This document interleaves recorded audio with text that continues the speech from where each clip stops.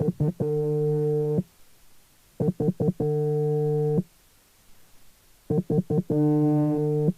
call is from a person currently in a prison in England. All calls are logged and recorded and may be listened to by a member of prison staff. If you do not wish to accept this call, please hang up now.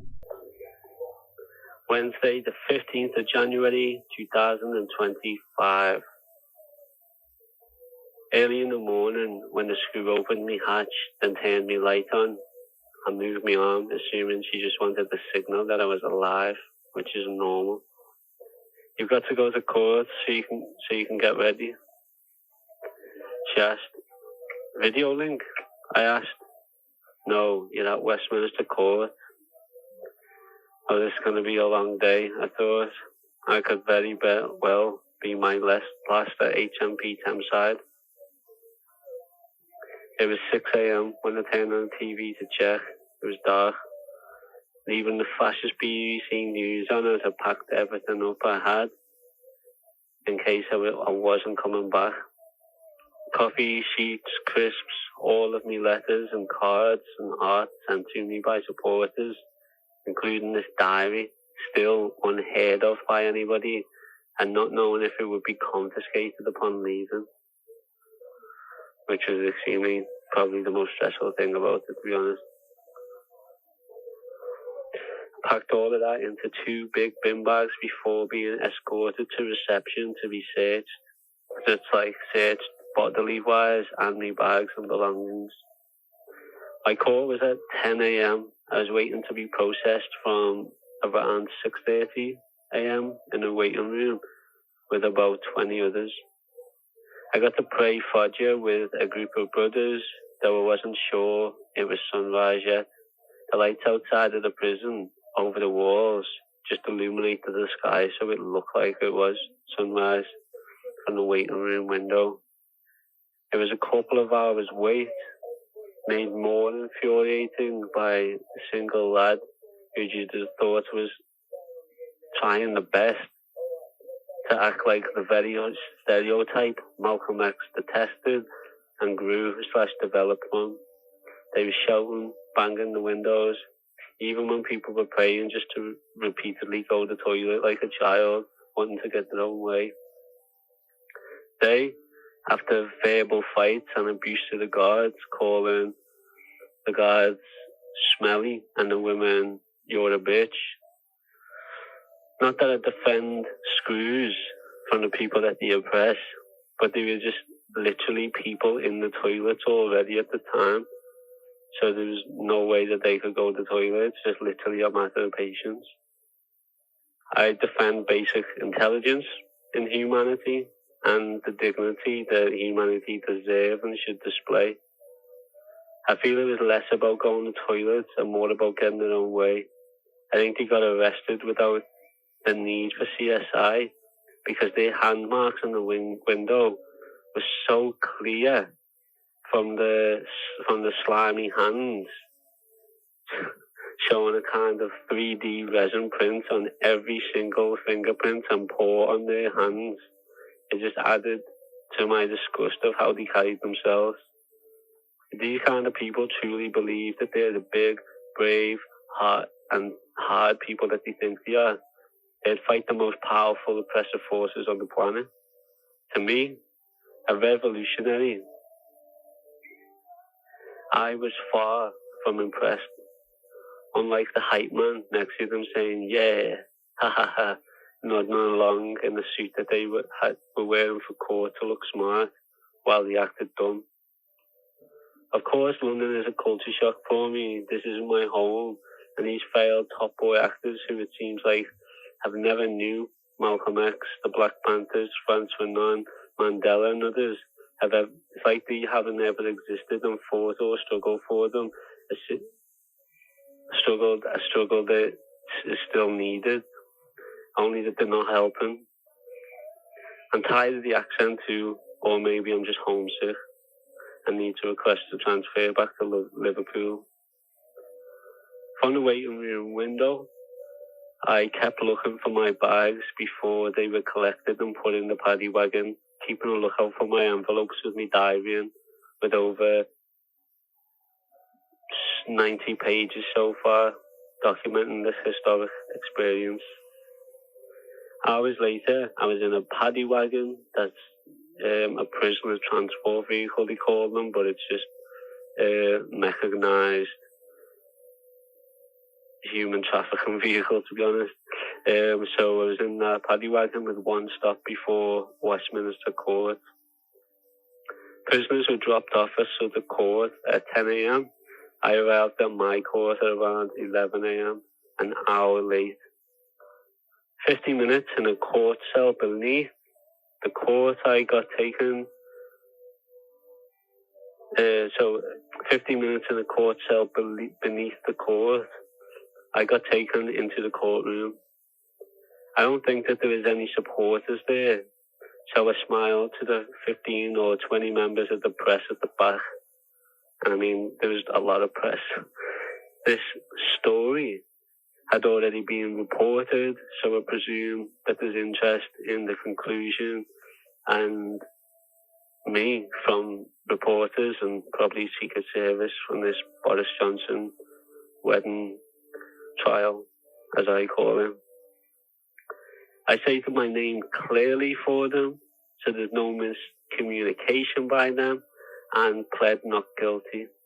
So I actually never pled not guilty. I just forgot what happened. They were just informing me when my plea hearing was. I think there's case management in a month from now in Westminster Court to make a trial date. Going back to the court cell, a guard asked me what they got me for. Yeah, so she said, so she asked me what I'm there for, and I said just something political. And she said, oh, like Tommy Robertson stuff. And I laughed and said, no, the opposite. It's like Palestine stuff. She seemed pleased I was pro-Palestine. I asked if I'd go back to Thameside again. She said it's unlikely. They'll just put you on the first transport to a prison, which is going to be HMP Wandsworth. I'm not sure if she was right about the first part, because I was waiting 5 hours in the cell after court, but I was scheduled to go to a new prison, HMP Wandsworth, a notorious prison. I even read about it in the Sins of a Father book back in Thameside. There's also 2 co-defendants from the so-called terrorism case already. There actually wasn't. I was mistaken. There's no dance music on the hour and a half journey this time. Just Celine Dion or other similar music being karaoke by fully grown men with a Russian or Ukrainian speaking non-stop the whole entire journey. It was tiring. Not one break of silence. Then we eventually arrived at Wandsworth. I was sure now that I'd missed Harry Potter and the Deathly Hallows Part 2, the conclusion by now. What I wasn't sure on was if I would be turned away from here again like last time when I was first remanded for the terrorism case. I don't know if you listened to that, but if you recall, we actually came to Wandsworth and then got turned away after they refused us. It would take longer to find out though, because we had to wait outside of the prison in the wagon due to flooding on the prison grounds. 30 minutes of waiting later, we went through the first gate, because it's like an airlock where like you go into one gate and then it shuts behind you, and then there can be another one, but you go into the first one, and that's where the van gets searched, and they'll come inside, they'll search all about, they'll look underneath the van and everything, the other guards on the prison, to make sure nobody's smuggling anything in. But there was no flooding anywhere, so I can't explain what the hell they were talking about. I was indeed to be a prisoner at Wandsworth, which in itself sounds like a school of witchcraft and wizardry, but alas, it's merely a concentration camp for human beings being trafficked by a private company for profit, Serco. The prisoner is 144 years old and looks like it. It looks like an old UNESCO heritage site, God forbid. The processing took around 4 to 5 hours. The waiting room had the same aesthetic as the rest of the prison, old, decrepit, certainly unloved. The pattern on the waiting room walls above the bin was in fact not a pattern, but it was a hive of flies that looked comfortable and more at home than any human around. I feared for my food in the next room that was a long wait away. Of course, as prisoners mingled, sharing stories, concerns, support, there were lads from everywhere, but I'm the only Scouser that I've seen so far. I've got my 4th prisoner ID card. I couldn't keep my one from Thameside. I wish I could, obviously as a memento, like me one from HMP Wandsworth, which I had hanging on a lanyard from a corner that was propping up a wall-sized Palestine flag in my room. On this ID, I think I look the most deranged I've looked, though it did take a few shots because I kept laughing when he was trying to take my photo. I was totally unserious, whilst trying to be serious. During the process, I could use the CMS system to do my weekly food menu in advance and add a few phone numbers, which I had to do because they, just like £56 in funds and £18 phone credit, had not and would not be transferred from HMP Thameside because apparently Thameside is a private prison. I expect they'll use my funds, which friends and supporters have topped up from Thameside, in order to invest in an arms industry, smoking or oil stocks for profit. It's extremely frustrating and baffling.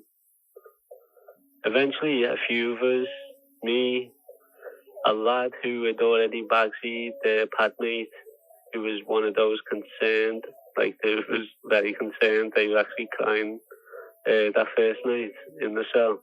They were concerned as it was their first time in prison and they're not a British national, and another lad, probably around my age, who I sensed wouldn't have chosen to pad it up with me on the way to the wing. On the way to the wing, when we were going to our cells for the first time, they told the officer, please don't put me with a weirdo, to which I concurred because there was indeed a weirdo in waiting who would 100% be one of those begging weirdos, the ones that I didn't like from Thameside's IDTS wing. Had the same character about them. I even wrote he had Thameside, halo as vibe and character. The lad also said, and don't put me with a non-Muslim voodoo who would cause trouble. Alas, we would be padded up together. They came to me to check I don't have any problems or bad habits. I assured them that I'm cool, and I am. In the pad, before the screws shut the door, I asked them which direction I pray, and then my new cellmate turned surprised and said, "You Muslim?" I said, "Wallahi." I said, they were so happy and it made me happy. They were really helpful, teaching me pronouncing prayers in Arabic and other lessons. Our first night was good. It was better than I expected, though I didn't have high expectations. The wing itself, coming onto it at night under the lights, is 3 floors high, but about 500% larger than Thameside. It's huge. So many cells, and they go on for about 300 meters long, 4 floors up. The best visual I can describe is of shiny and grey braces for teeth. There was a lot of metal reflecting the lights. It said, and it was at night, remember, so it looked even more grim. Just like keeping teeth in place, it constrained prisoners and their movements. When walking on the wing, it was a surprise how big this one is. It smelt of old weed, tobacco, and the Mentos. The pad I was sharing because the Gov decided that I'm not high risk because the terrorism charges are all just alleged, quote. Which obviously I hope the jury thinks the same way that they do. But in reality, the Gov just wanted more space to pad people up together. The cell is about 20% more smaller than my last one, on HMP Thameside B wing. Its walls are old school brick with an enamel of a century of beige paint layers over them and a curved brick ceiling. The same. It's just proper dungeon vibes. It's more soundproof because of it, and as compared to new build prisons with thin walls, people bang on because they can hear each other's TVs. The blanket is like what your nan knits, thin cotton with holes in. It's useless. The kettle, well, I could be mistaken as being older than the prison itself due to the base of it. The heating elements looking like the deck of Davy Jones' ship on Pirates of the Caribbean, with built-up coral on its base and grim to even look at. Oh, look, this was despicable. I can't believe they even had that. It wasn't just thrown in an incinerator. It was absolutely detestable. It was the most hideous thing ever. And there's no way human beings can drink out of that kettle. It was literally like Davy Jones' locker ship, but with made of rusty metal. My complaints of HMP Thameside seem foolish now, and I take all of my complaints at HMP Thameside back, honestly. Thank you for tuning in to Diary of a Political Prisoner. What was a shortlisted for you was a period of time in prison for me.